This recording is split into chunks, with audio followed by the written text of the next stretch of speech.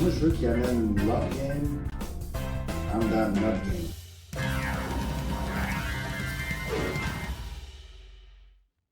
Hey, on est back dans la game. Dans le game, je suis épisode 16, si je me trompe pas. Je l'ai prénommé Trophée Yéyé. On parle des trophées, je vous en avais parlé qu'on allait parler de ça. Je trouve que c'est quand même quelque chose qui est intéressant à discuter, surtout que à chaque fois qu'on regarde beaucoup des trophées, on se demande vraiment qui c'est qui a décidé ça? C'est qui a voté pour ça? Puis là, t'es comme, semble que c'est pas ça que je vois, mais comme pas du tout. Donc, on va parler de ça, on va en parler de quelques-uns. On parlera pas vraiment du Jack Adams, du Lady Bing, parce que personnellement, je pense que moi, je m'en fous un petit peu. Je sais pas vous, mais je trouve que c'est pas très pertinent de parler de ce trophée-là parce que, ben, c'est ça. Là. Bill Masterton aussi, là. C'est la seule chose que je pourrais dire par rapport au Bill Masterton. OK, Landeskog, pourquoi pas Dallin, là, que je pense qu'ils ont perdu un enfant, sa femme avait des problèmes de santé, lui était pris, il a dû quitter le pays, revenir, tout ça pendant la saison régulière. Je trouvais que c'était quand même quelque chose qui démontrait une certaine persévérance, là, mais tu sais, Landeskog aussi, mais tu sais, comme c'est ça, là, je trouve que le Bill Masterton, c'est un peu un trophée de comme qui c'est qui vit le plus gros malheur, puis qui joue quand même au hockey, tu sais. C'est un peu étrange comme concept. Je suis dans mon salon. On peut voir les deux chandails. Sarah Nurse, on le voit mal. Mais comme je vous ai dit, je suis rendu sur ma webcam. Donc, il n'y a pas de. Je peux pas la mettre comme plus grande. Là. C'est pas comme mon téléphone que je peux vraiment décider du scale de la chose. Là. Il y a comme. C'est tout le temps ce zoom-là. Fait que c'est ça qui est ça. Je sais pas trop comment je vais faire. Ah oui, grosse nouvelle. Je vais essayer de faire un live stream avec un ami, mon très cher ami de Under the Ice Hockey sur Instagram, Monsieur William Jutras. On va essayer de faire un streaming pour le draft. Donc, il va être avec moi et on va parler justement du draft, commenter, parler des sujets qui nous tiennent à cœur. On va peut-être parler de fantasy. On va répondre à vos questions si vous en avez. Mais c'est surtout, on va avoir du fun. Puis, regarde. Hein? Puis c'est ça, on va suivre le draft avec vous autres, puis on va répondre dans la meilleure de nos capacités à vos questions. Mais sur ce, sautons dans le sujet. On va parler du trophée Selkie parce que, évidemment, c'est un joueur du Canadien qui l'a gagné. Nick Suzuki. Nick Suzuki qui a gagné haut la main quand même le trophée. Et je pense avec raison. Donc, les finalistes, c'était Anthony Cirelli, Brock Nelson et Nick Suzuki. Et Suzuki était, selon moi, le gagnant évident. On va revenir sur les propos de Mathias Brunet et le Snake suite à leur dernier épisode. Mais en tant que tel, excusez, j'ai comme arrêté parce que j'entendais un drôle de son, puis je me demandais si ça venait d'ici ou d'ailleurs. Puis je pense que ça vient d'ailleurs. J'espère que vous l'entendez pas. Probablement pas grâce à ce micro, mais c'est ça. Donc, considérons un petit peu la candidature d'Anthony Cirelli. J'ai des problèmes avec les finalistes. Je pense pas que c'est les finalistes, là, et je suis en train de me baser sur les chiffres de Dom, le gars de l'analytique de The Athletics. Ouais, entre autres ça, et c'est ça. Parce que c'est quand même difficile de comparer les modèles, et de ce que j'ai vu, les modèles sont pas mal tous d'accord. Suzuki était le gagnant du Selkie cette année. C'était pas mal le clear cut parce que il y a quand même un. Parce que discutons du trophée en tant que tel. Il y a un enjeu autour de ce trophée-là. Est-ce que Suzuki était littéralement le meilleur joueur défensif de la ligue? Il y a un argument que non. Il a été excellent, là, tu sais. Mais exclusivement défensivement, est-ce que c'est le meilleur? Je pense pas, là. Mais, tu sais, le Fortliner qui affronte les pires éléments des autres équipes, là, puis tu sais, pensons à Jack Drury. Il joue 10 minutes par match, c'est un. incroyable défensivement. Offensivement, c'est le néant total. Donc, il y a ça à considérer, je pense. Là. Mais ouais, fait que le Selkie ne considère pas ces joueurs-là parce que ils jouent pas assez, ils font pas assez de points. Puis c'est parce que c'est des joueurs de profondeur, tu sais, c'est pas les.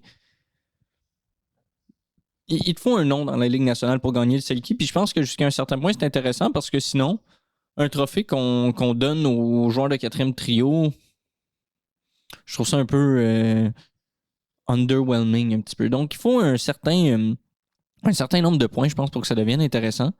Fait qu'on va quand même considérer, c'est ça, la candidature d'Anthony Cirelli. Défensivement, il était dans le 86e percentile en ce qui concerne la qualité de compétition qu'il affrontait. Donc là, quand je parle des percentiles, c'est un nuage de points, c'est une distribution ramenée sur 100. Donc, percentile, fait que c'est toutes les données qui sont ramenées sur 100, évidemment. Il y a une majorité des points qui sont à 50. Et quand on arrive aux extrémités, le centième percentile, c'est le meilleur joueur. Il y en a juste un, mais tu sais, à 50, il y en a énormément. Donc, vous comprenez un nuage de points. Et voilà. Donc, 86e percentile en ce qui concerne la qualité de compétition, il affrontait une compétition conséquente, assez féroce. C'est très bien. Mais ses résultats défensifs, eux, on se les pop. Il a seulement terminé dans le 77e percentile en ce qui concerne son jeu défensif. Moi, ce que je pense, c'est que concrètement, il a été outplayed défensivement par le centre du troisième trio du Lightning. Troisième trio qui contenait Zemgus Girgensson, Yanni Gourde et Pontus Holmberg, qui a entre autres été un joueur olympique, Pontus. Donc oui, je pense que Yanni Gourde a été meilleur que Anthony Cirelli et était une meilleure candidature en tant que telle. Donc, quand je parlais de joueurs de quatrième trio, troisième trio, c'est un peu ça que je veux dire, tu sais. Mais, et aussi, on considère Cirelli a terminé avec 52 points alors que Yanni Gourde seulement 28. Mais Yanni Gourde a pris comme le rôle un peu plus défensif, on dirait, en fait. Mais il a pris le rôle de Cirelli, tu sais. Donc, Gourde n'est pas finaliste au trophée. Et il a affronté une compétition un peu plus facile que Cirelli, mais avec des résultats beaucoup plus convaincants. Je crois qu'il était dans le 60e percentile de la qualité de la compétition. Mais il a terminé dans le 97e percentile défensivement. Il dominait défensivement, concrètement. Mais en créant beaucoup moins offensivement. Donc, est-ce que je pense que Yanni Gourde était une meilleure candidature que Cirelli? Tant qu'à mettre Anthony Cirelli, j'aurais mis Yanni Gourde. Il aurait plus représenté, selon moi, les qualités du trophée réellement. Donc, une des choses aussi puis c'est ce qu'on reprochait en fait à Suzuki. Suzuki a juste fait beaucoup de points. Non. On va y arriver, mais moi je pense que les critiques de Suzuki en fait devraient être adressées à Cirelli et non l'inverse. C'est ce que je trouve très drôle. Et on parle de réputation, que c'est un trophée de réputation. Et moi je pense que la réputation de Anthony Cirelli en tant que joueur défensif l'a beaucoup. Elle a dépassé en fait ses réels ses achievements réels dans la course du trophée Selkie. Je crois pas qu'il méritait d'être un finaliste. Considérons. Si on considère, c'est ça, l'autre candidature, l'autre finaliste, Brock Nelson. C'est pas la pire candidature. Si on considère l'Avalanche du Colorado, lui ou Nichushkin, ça le fait. Ils se valent. Brock Nelson, c'est le centre. Mais tu sais, Nelson, c'est un peu la même histoire. Donc, c'est des très bons résultats défensifs dans le 92e percentile, mais avec une qualité de la compétition seulement dans le 60e percentile. Donc, très proche de la majorité des joueurs. C'est une meilleure candidature qu'Anthony Cirelli parce que les résultats défensifs sont actually bons. Donc, même si Cirelli a affronté une compétition plus féroce, il a été moins bon. Donc, c'est un trophée qui félicite, en fait, le talent défensif dans des conditions difficiles. Ou en tout cas, au moins le jeu défensif. Donc, même si Brock Nelson a affronté une compétition beaucoup plus faible, il a quand même été vraiment meilleur. en tant que tel. Donc, je trouve que c'est une meilleure candidature qu'Anthony Cirelli, mais je préfère quand même la candidature de Yannick Gourde en avant de ces deux joueurs-là, parce que il y a entre autres une compétition un peu plus féroce et c'est ça, je pense que Yannick Gourde est dans le 97e percentile, donc il est dans les quelques joueurs aussi bons que ça dans la Ligue nationale défensivement, même s'il y avait seulement 28 points, ce qui est vraiment pas beaucoup. Une des candidatures, en fait, que j'aurais aimé voir, ça aurait été genre Michael Amadio ou Shane Pinto, donc qui était vraiment le one-two punch ultra défensif des sénateurs d'Ottawa. Donc, c'est eux qui ont mené la ligne shutdown des sénateurs. Et je crois vraiment qu'un des deux aurait dû être nominé. Puis, on tombe encore dans cette question-là que le trophée Selke surconsidère les centres par rapport aux alliés parce que, évidemment, qu'un centre a beaucoup plus de responsabilités défensives. Mais c'est qui drive les chiffres défensifs sur cette ligne-là? Est-ce Amadio, qui a techniquement des meilleurs chiffres que Pinto? Mais Pinto est le centre. Fait est-ce qu'Amadio serait capable de faire ce qu'il fait si c'était pas Pinto? Donc, c'est tout le temps un peu difficile d'isoler réellement l'impact d'un joueur par rapport à un autre. Mais un des deux aurait dû être un finaliste dans le sens, on va prendre Pinto par exemple. Pinto a terminé dans le 97e percentile de la qualité de compétition. Donc, on parle de 10 points, 10 points supérieurs à Anthony Cirelli. Excusez. Je me suis fourvoyé. Donc, Pinto, il a terminé dans le 97e percentile défensif avec une qualité de compétition dans le 76e percentile. C'est un rôle très comparable à Cirelli, mais avec une domination défensive outrageuse. Le joueur que les gens disent que comme Suzuki n'aurait pas dû gagner, ça aurait dû être Shane Pinto. Suzuki n'aurait pas dû gagner, ça aurait dû être Cirelli parce que Cirelli, défensivement, est impeccable, même s'il fait moins de points. Les gens parlaient réellement de Shane Pinto. Ou de Michael Amadio, qui a vraiment des chiffres très semblables. Donc, on considère ça. C'est un rôle comparable, c'est ça, à Cirelli, mais avec des résultats nettement plus impressionnants. On parle aussi d'une récolte de 46 points, dont 23 buts, et il joue abondamment en désavantage numérique. Mais là, le cas de Nick Suzuki. Défensivement, il est dans le 97e percentile. Donc, comme Yann Gourde et Shane Pinto. Donc ça, c'est-à-dire, ça veut dire qu'il y a quand même des joueurs qui ont été meilleurs un peu défensivement. Mais la qualité de compétition de Nick Suzuki est dans le 98e percentile. Donc, peu de joueurs ont été capables de créer des résultats défensifs aussi impressionnants avec une qualité de la compétition aussi féroce. Il a affronté les meilleurs éléments à tous les matchs en étant dans le 97e percentile défensif. Et pour moi, c'est ça que ça l'incarne, le trophée Selke. Tu joues contre les éléments les plus forts, puis tu gagnes tes minutes. Voilà. Tu devrais gagner Selke. Et Suzuki a réussi à faire ça avec une offensive dans le 98e percentile et une récolte de 101 points.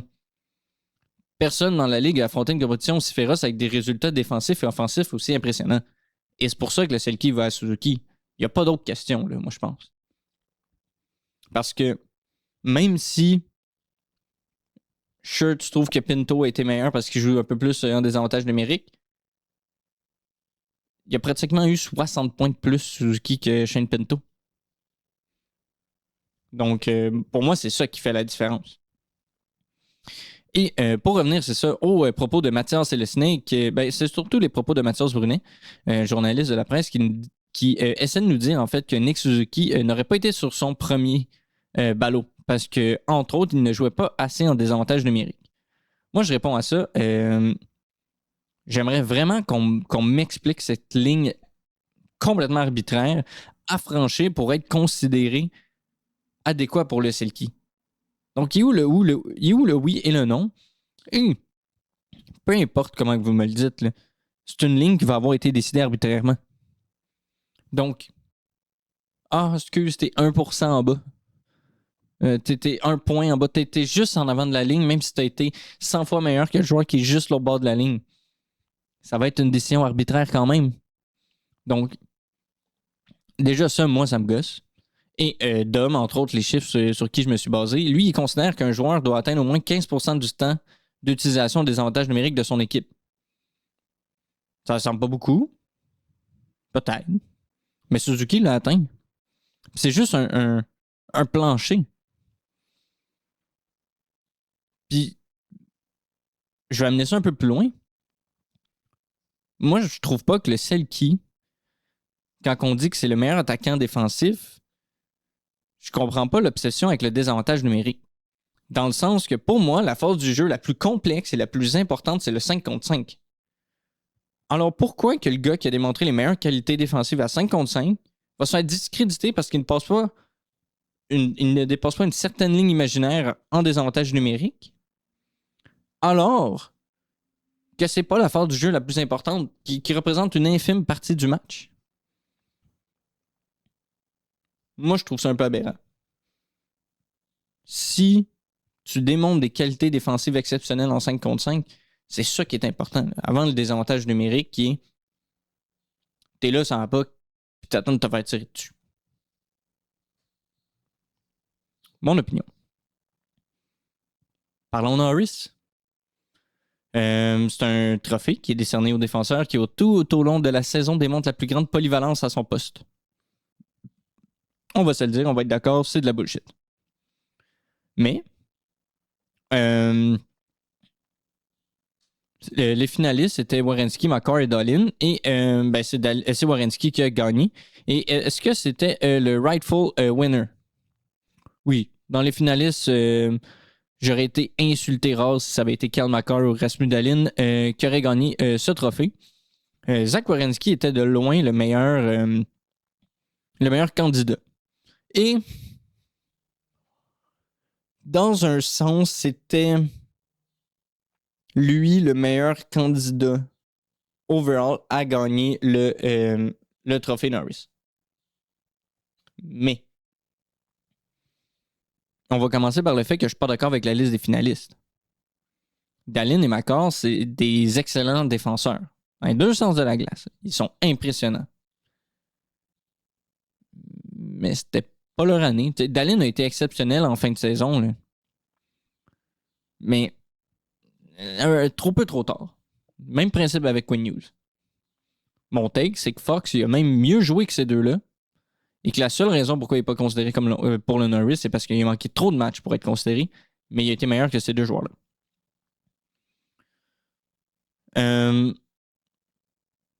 Moi, ce que je maintiens, et en passant, je maintiens ce propos, là, je pense vraiment qu'Adam Fox a été meilleur que Rami Dahlin et Kyle Makar. Même si je pense pas qu'il devrait être finaliste. Les deux finalistes, en fait, non, je crois que ça aurait dû être Evan Bouchard et Moritz Seider qui auraient dû être nominés au côté de Zach Werenski. Moi, je vais vous le dire, j'ai été complètement séduit par Moritz Seider.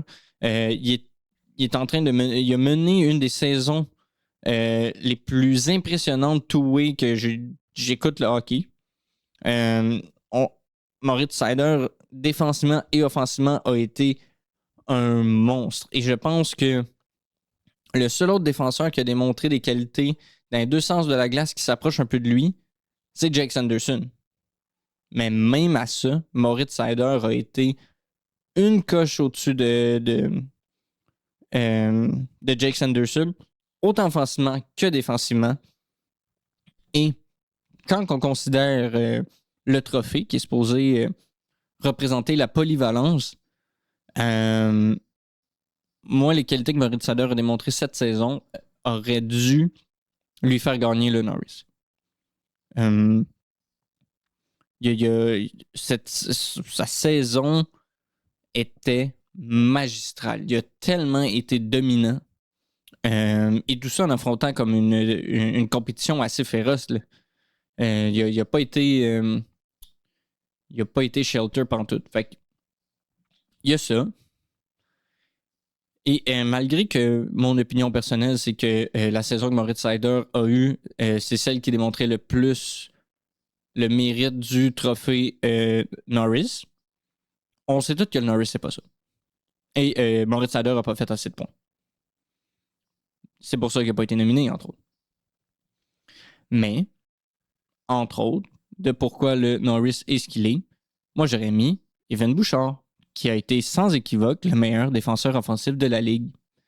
Et depuis l'embauche de Paul Coffey, il a vraiment démontré c'était un peu rough en début de saison, mais avec l'embauche de Paul Coffey, il a vraiment démontré de meilleurs résultats défensifs plus que la saison avançait. Donc, il n'a pas été catastrophique défensivement et il a été de loin le joueur offensif le plus impressionnant. Donc, je pense que ces trois-là auraient dû être nominés. Je pense que Sider aurait dû gagner parce que c'est ce qui représente le plus le Norris, réellement. Et, mais en tant que tel, Werenski, c'est vraiment pas un mauvais choix. Je voulais quand même faire une mention honorable en fait à Lane Hutson, que sincèrement j'aurais nominé avant Ramu Dallin et Kel McCarr. Il a réussi à démontrer une saison absolument incroyable. Mais le seul bémol, c'est ça, parce que c'était vraiment serré, la course au Norris, je pense, cette année. Comme.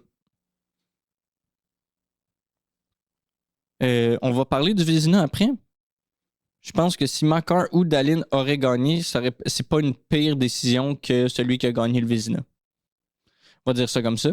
Mais fait que c'était vraiment serré, mais Lane Hutson, mais c'est ça, une mention honorable quand même. Il a démontré une saison absolument magistrale. Il y a peu de défenseurs qui ont été autant utiles à son équipe que peut-être genre Moritz Seider. Le Canadien avec Lane Hutson et sans Lane Hutson, c'est deux équipes complètement différentes. Et je pense que c'est ça. Moritz Seider un petit peu aussi.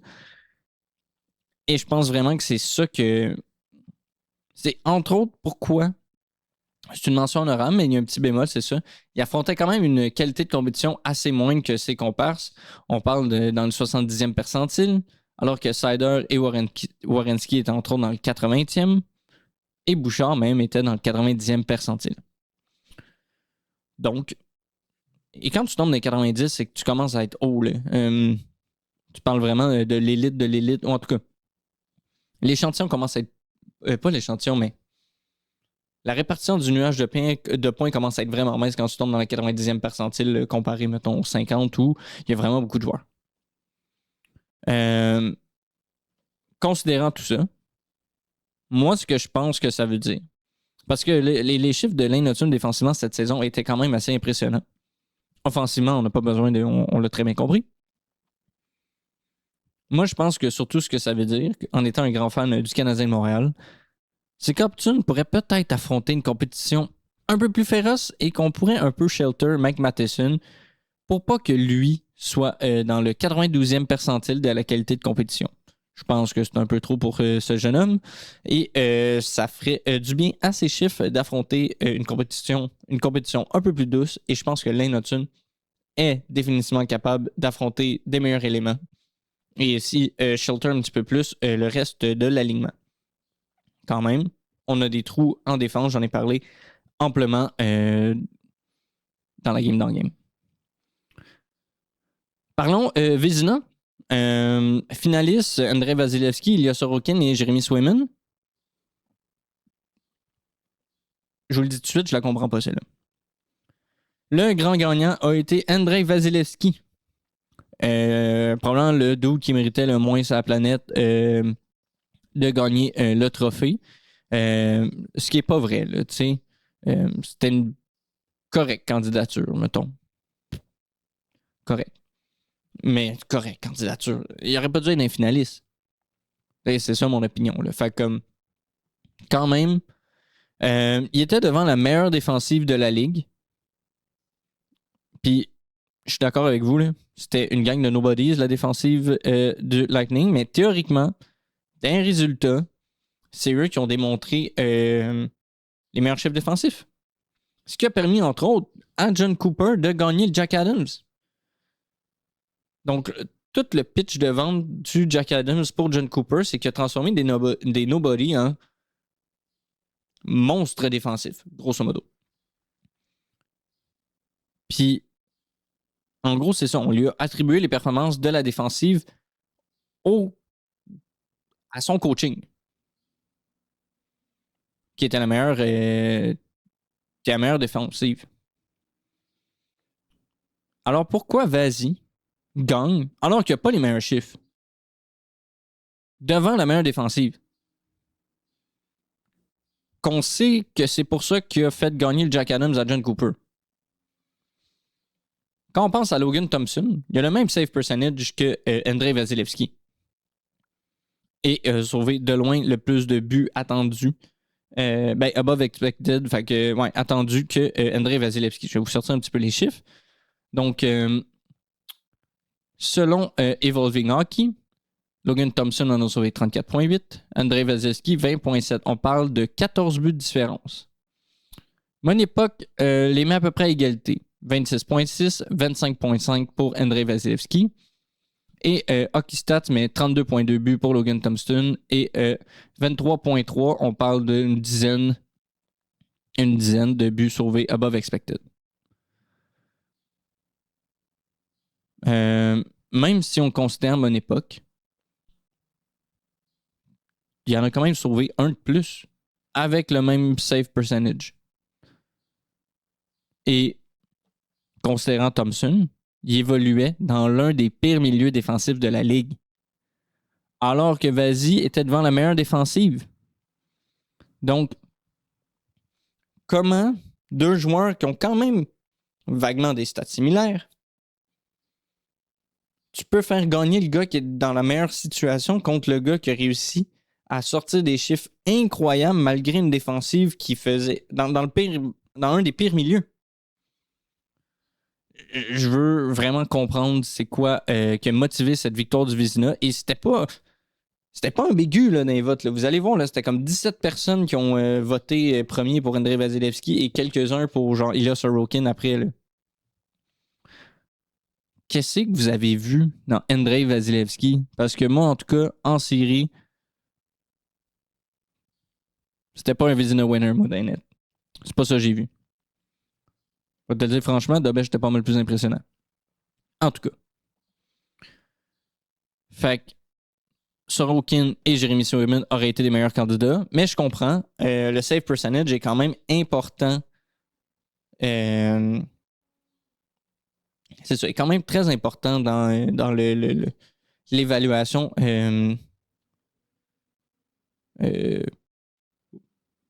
Dans l'évaluation pour le trophée Vizina. Mais quand même, pourquoi c'est pas Logan Thompson dans ce cas-là? En tout cas, bref. Moi, ça me fascine. Je comprends vraiment pas. Ah oui. Vous voulez savoir, je m'étais laissé une petite note. Vous voulez savoir quelque chose de très, très drôle? Lors des 6 saisons, vous pouvez pas me répondre, mais moi, j'assume que oui. Lors des 6 saisons précédentes, le lauréat du trophée Vizina avait également mené la Ligue au chapitre des buts sauvés de plus que prévu selon Hockey Stats. Fait les 6 derniers lauréats du trophée Vizina, lorsqu'on check la stat goal save above expected, mais les 6 derniers, c'est tous eux qui ont gagné le Vizina. Donc, dans un sens, il y avait un peu un consensus que c'est une stat considérée. Mais savez-vous, c'est qui le dernier gardien à avoir remporté? Parce que cette année, évidemment, c'est Vasilevskiy. Donc, c'est pas lui qui mène à ce niveau-là chez Hockey Stats. Mais savez-vous, c'est qui le dernier gardien à avoir remporté le trophée Vizina sans être en tête du classement selon le modèle Hockey Stats? Vous le savez déjà? Andrei Vasilevskiy en 2019. C'est le truc le plus rig que j'ai jamais vu de ma vie. Mais en tout cas, pauvre Logan Thompson, il fait pas les Olympiques et ne gagne pas le trophée Vizina alors qu'il est probablement le meilleur gardien de la Ligue. Il se fait battre par Vasilevskiy, qui a de loin n'est pas la meilleure saison de sa carrière, et Jordan Binnington, qui était arguably le pire goaler de la Ligue nationale. C'est quoi le hate? C'est-tu une marde, Logan Thompson? Parlez-moi, genre, c'est-tu genre le pire humain sur la planète? Fouillez-moi. Dernier petit sujet, je crois, parce qu'on va pouvoir parler du Conn Smythe et du Hart une autre fois. J'ai pas trop envie de me lancer, mais je ne souhaite pas une victoire de Vegas, évidemment, considérant Brett Howden et Carter Hart qui sont des personnages discutables. et l'endossement de ces deux joueurs-là. Mais ce serait vraiment drôle que Mitchell Marner gagne le Conn Smythe. Après qu'on ait dit que c'était le pire playoff performer des Leafs qui ont laissé partir, probablement le meilleur. Et sinon, ça serait vraiment fucking drôle que Logan Stankoven gagne aussi. Mais bon, à voir. Taylor, je trouvais ça weird. Là. Je pense pas que c'est lui. Oh! Oh non! Petite nouvelle. Disclaimer. L'entraîneur-chef du Rocket de Laval, Pascal Vincent, est nommé entraîneur adjoint du Kraken de Seattle. On l'aimait beaucoup, ce Pascal Vincent. J'aurais aimé le voir dans un rôle dans la Ligue nationale avec les Canadiens. Pas forcément en tant qu'entraîneur-chef, mais en tout cas. Bref, c'est triste un petit peu tout ça. Mais revenons à nos moutons. Parce que on a déjà passé la 30e minute. Donc, parlons, c'est ça, du dernier sujet, un petit peu Calder. Pas grand-chose à en dire en tant que tel. Là, vraiment, le gagnant, c'est Matthew Schaefer. J'ai marqué like get real. Mais vraiment, tu sais, Matthew Schaefer, une saison inespérée pour un jeune défenseur dans la Ligue nationale. C'est pratiquement jamais vu. Il le méritait grandiose. Mais le deuxième, je sais pas si c'est un hot take. I guess que c'est un hot take. Le deuxième dans la course au Calder, et il est même pas finaliste, aurait dû être Jacob Dobeš. Puis hear me out. Considérant la défensive particulièrement douteuse du Canadien de Montréal, Dobeš aurait même dû être considéré pour le Vizina. Puis là, on s'entend, il aurait jamais dû le gagner. Loin de là, mais il aurait pu avoir un vote. Et ça, entre autres, ça fait que Dobeš a une meilleure saison recrue que Demidov. Faut dire, Demidov, on l'a pas seté pour le succès en le faisant jouer avec Kasperi Kapanen. Pas Kasperi. J'ai oublié son prénom. Kapanen, là. Oliver. Avec. Moi, mettre Demidov avec Kapanen toute l'année, là, je pense pas que c'était la meilleure façon de lui faire gagner le Calder. Je dis ça, je dirais. Mais quand même, je maintiens, le Dobeš a une meilleure saison recrue que Demidov. Et je comprends qu'on ne considère pas les séries éliminatoires dans le vote, mais quand on voit comment le parcours du Canadien en série a été laborieux par moment, je pense qu'on a là vraiment pu voir à quel point le jeu de Dobeš s'est amélioré et sa qualité. Il n'y avait pas de l'air d'être pas à sa place et c'était... En ce moment, je pense que... Je vais changer ça. Je pense que c'est le meilleur gardien des séries éliminatoires jusqu'à présent. Et voir comment Freddie Anderson et Carter Hart jouent, je maintiens que Dobeš a été le meilleur gardien des séries éliminatoires. Et je pense que ça en dit long sur la saison recrue overall qu'il y a eu pour le Canadien. Son save percentage, c'était quand même dans les points 900. Là, fait qu'il n'était pas très élevé. Mais je me demande si la situation du Canadien n'était pas pire que celle de Logan Thompson. Donc, merci beaucoup pour votre attention. Lâchez des commentaires. Dites-moi si vous aimez ça, là, ces petits formats un peu plus courts. Et peut-être qu'est-ce que vous aimeriez voir dans justement le stream avec mon très cher ami. Là. Je ne sais pas si vous voulez peut-être lâcher vos questions. Vous pouvez les écrire dans les commentaires. Je vais les garder. Je vais pouvoir faire des recherches là-dessus si vous en avez. Puis, c'est ça. Je vais en parler avec lui. Sinon... je lis comme je n'ai jamais lu sur le hockey en ce moment pour pouvoir justement être capable de discuter au moins de la première ronde de la majorité des joueurs parce que on fera évidemment pas la deuxième ronde et ceux qui s'en suivent parce que je suis pas un scout premièrement et je suis en recherche d'emploi et ça me prend beaucoup de temps. Donc encore une fois, merci beaucoup pour votre attention puis droppez j'aime, commentaire, whatever, partagez, envoyez ça à vos amis, vos parents, peut-être pas. Mais merci beaucoup pour votre attention. On se revoit la prochaine fois.